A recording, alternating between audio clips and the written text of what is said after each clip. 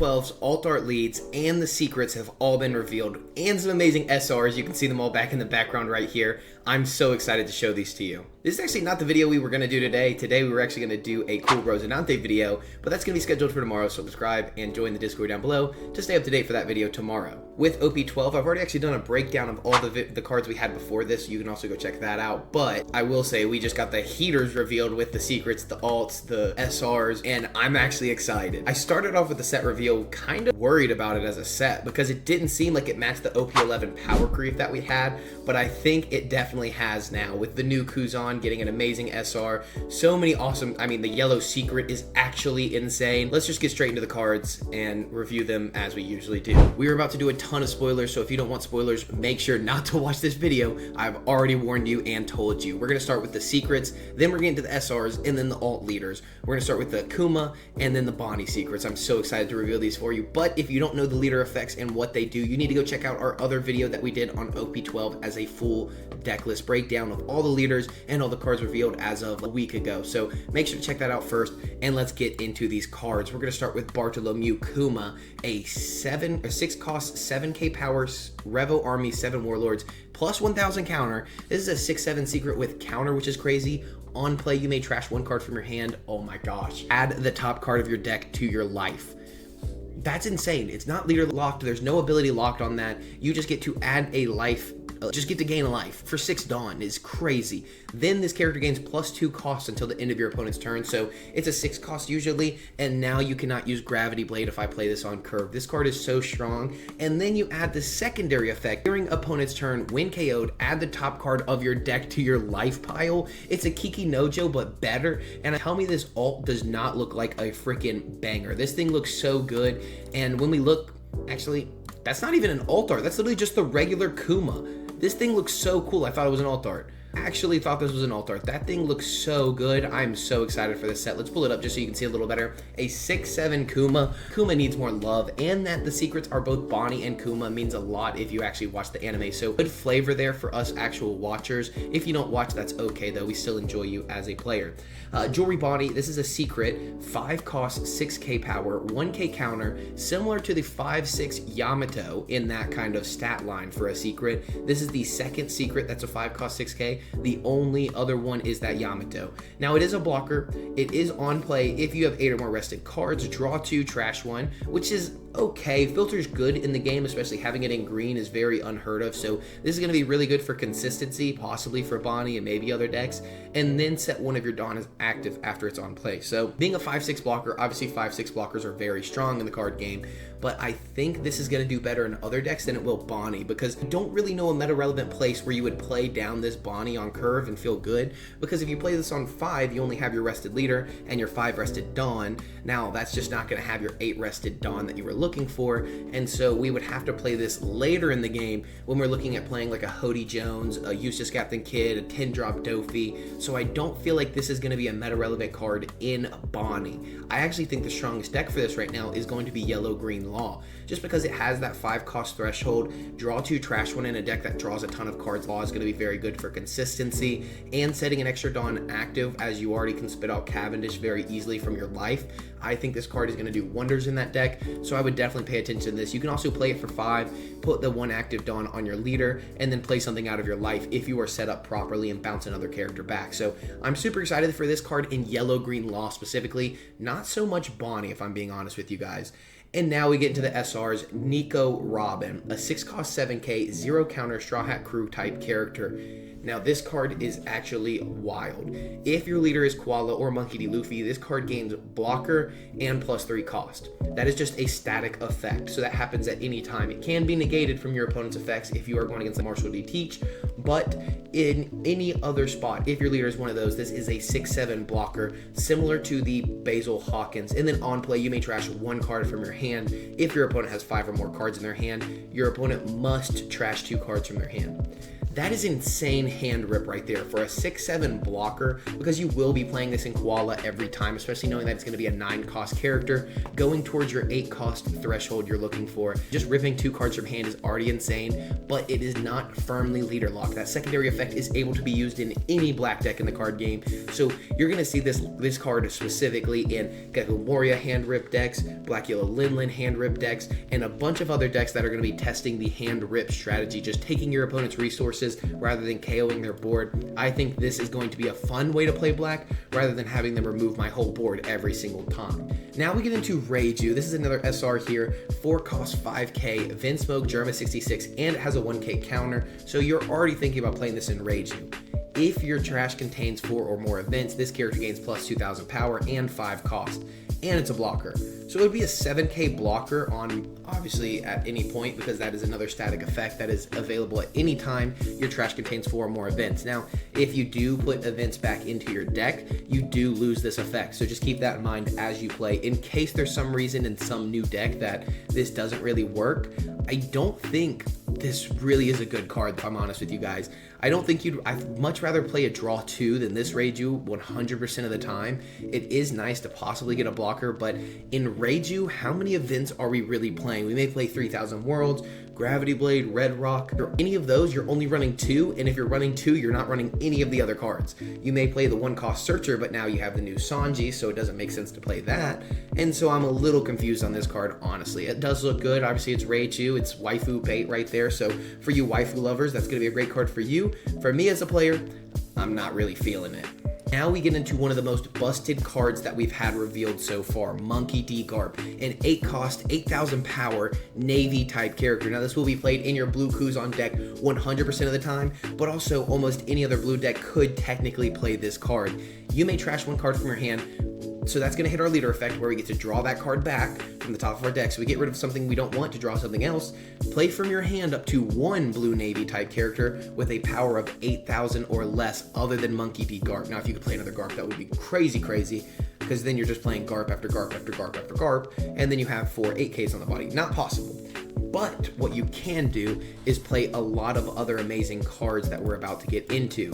So we can actually use this effect here for a bunch of these cards you see here. Per usual, I have some awesome effects like the Borsalino, the Aramaki, and you have the Kuzan effect. Now, the Kuzan obviously being from OP12, but we're going to start with the oldest of the few. I think it's going to be the OP5 Borsalino. So you can play out a bottom deck of 4-cost type character, so you get 2 8Ks on the board, and one of them bottom decks a character. You said Jinbei was a problem, now look at this. Now you get to bottom deck a character and put 2 8Ks on the board. That's actually insane. Oh, you don't like this? You don't like bottom decking a 4? Okay. You have a 8-cost 8k blocker that's getting a ton of support because it is Navy typing. Activate main once per turn, discard 1 card, which you hear that again. That's going to be so strong in the format. And then you get to draw that card back from your Kuzan effect, and then return 1 cost 2 or lower to the bottom of its owner's deck, yours or your opponent's. So if your opponent is playing chump blockers, searchers, or whatever, you can just get rid of them for free, basically, with your leader effect, being able to redraw that card. And then this character gains plus 3,000 power, so it becomes an 8-cost 11k, and you get to swing in for 11. So this is just such a strong card, being able to be an 11k body on the board to swing in, or an 8k blocker on the board to, counter out, to be very safe. To finish it off, though, of course, you could also just play the Kuzan. You may trash 1 card from your hand up to 1 of your opponent's characters cannot attack until the end of your opponent's next turn. So it's basically, in that form, it is just a better Boa, because this can actually target any character on the board. In a Kuzan deck specifically, it's a better Boa. Not in any deck ever. Just to be 100% honest with you guys, because trashing 1 card from your hand is miserable in most decks, but in a deck that now you get to just draw 1, trash 1, up to 1 of your opponent's characters cannot attack. So it has basically a dual effect in the Kuzan leader. And then if you have 5 or more cards in your hand, this character gains plus 1 cost, meaning that it becomes a 7 cost, unable to be hit by Gravity Blade. So many strong targets. These are going to be your only targets at the moment that have a full 8,000 power. Now, of course, you can play lower cost power or lower power than an 8,000 power. So just keep that in mind. These don't even have to be your only targets. You can play something with 7,000 power. But for the video, we're just looking into 8. With that being said, and showing you the strength of the Garp, let's just look at the leader real quick. I mean the SR. This just looks so freaking good. That's an amazing looking card. I'm so excited to see these alt leads with you guys in just a moment. First, though, we have to go into another Monkey D. Luffy, 4 cost, 4,000 power, Straw Hat Crew and Supernova, counter 1,000.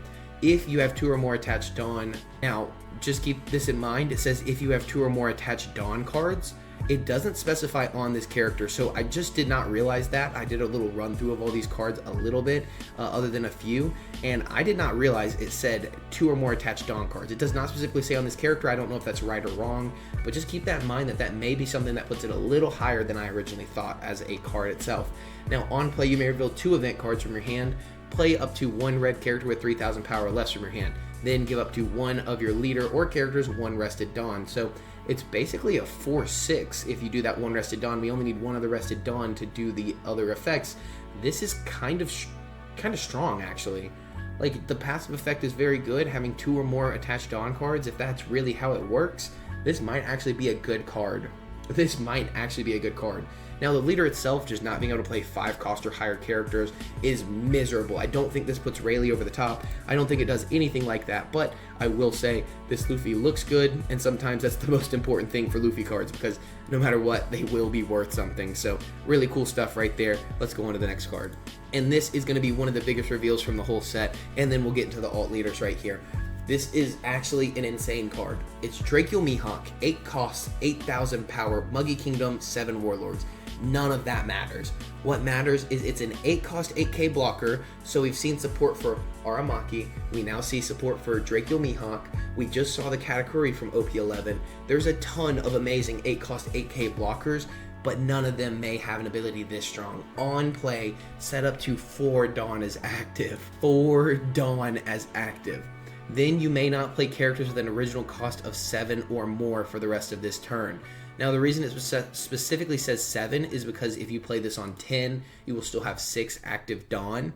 And in doing so, you could play out Cavendish, you know, restand 2 Dawn, play out an 8 cost after this, like continue on with a board flood. So I'm glad it has a secondary effect, or this would be even more busted, because imagine playing down this while you have a Cavendish or a Smoker on the board, and then you get to restand a Dawn and then put down 8-drop Eustace Captain Kidd and then rest that to put down a blocker. And I mean, just imagine how much tempo that would be. I love this card, though. You can use this generically in any green deck. Obviously, it's made for the new Zoro deck, but I 100% see Bonnie playing this. There's no world that Bonnie doesn't play this. There's no world that any good green deck does not play this card. I mean, being an 8 cost 8k blocker and setting 4 Dawn as active, I mean, I just can't believe it. And then we look into it because it's Mihawk, and we're like, holy cow, this looks good. This is one of the best SRs, the best looking SRs I think I've ever seen. I love the background, the dark, grim nature of him, having the little overlapping part of Yoru and his hat. Like, just looks so cool, and I'm so excited to see the alt art for this card. You know we're gonna do an alt art reveal as soon as those drop. Now let's get into the alt leaders. Here we go, guys. This is what you've all been waiting for. I'm going to hide my face so that you can really take in the amazing artwork that we're getting in this next set. So obviously you have all of our 4 life leader here, and then we'll have all the 5 life leader in the next one. Blue Purple Sanji, I think this leader's okay. I think it's probably the 4th or 5th best leader in the set. I think Rosinante is definitely the 6th best leader in the set so far from what we've seen. We haven't really seen much good yellow and purple stuff, but maybe that will change with time. We'll just have to see. You know, fingers crossed. I love my boy Law, so I'm hoping something can happen there. And then, of course, probably the best deck in the whole release is going to be Yellow Black Koala. This and Kuzan are my meta calls for being very relevant decks, especially if the Luffy, Blue Purple Luffy stays so relevant. Koala is going to be one of the strongest card and leaders just in the game altogether. Then we get into our full 1 color leaders, red, green, and blue. My meta call is again that Kuzan is going to be number 2 in the set, and Draco Mihawk is going to be number 3. I mean, Zoro's going to be number 3, obviously. I'm looking at Mihawk because he's looking at me. You know, don't look at me with those eyes. And then Rayleigh is probably the 5th best leader in the set, so I hope that made sense, so everyone got to get my kind of meta calls. And that's just specifically related to this set. I'm not saying these are going to be the top 6 decks or anything. Don't take my words out of context. I think these look so good. The Kuzan and Garp obviously being very iconic as 2 of the strongest Navy characters in the One Piece show. And then you get me to Mihawk and Zoro right here, the strongest swordsman in the world, and then a former Roger Pirate Rayleigh with Monkey D. Luffy, who is going to be the next King of the Pirates, or maybe not the next one, but one of the King of the Pirates. I mean, just to say the least. I think these are iconic alt arts you need to pick up and hold on to forever and literally just cherish them, get your black labels, do whatever you need to. These things look freaking good. And obviously with them actually being relevant leaders, I think if Zoro gets a little bit more support, it could be the best leader in the set or in a different format or meta that's not Blue Purple Luffy. I obviously think that the Kuzan and Garp is already very strong. It's just a better Boa Hancock in my opinion, based off of the releases. Not saying it's a better, kind of formatted deck. You don't get the draw power, you don't get the same thing. It's more filter related, but I found out just how strong that is in blue, so I'm excited to see what we could do with Kuzan. And Rayleigh, I'm not gonna lie to you guys, Rayleigh kind of hurt my soul when I saw that release. That one is tough. But yeah, so excited for these leaders. I hope you are. I hope these alt arts look cool. I hope you enjoy them just as much as I have. There's definitely other releases that we may go over in the future, but for now, I think these are going to be the major ones.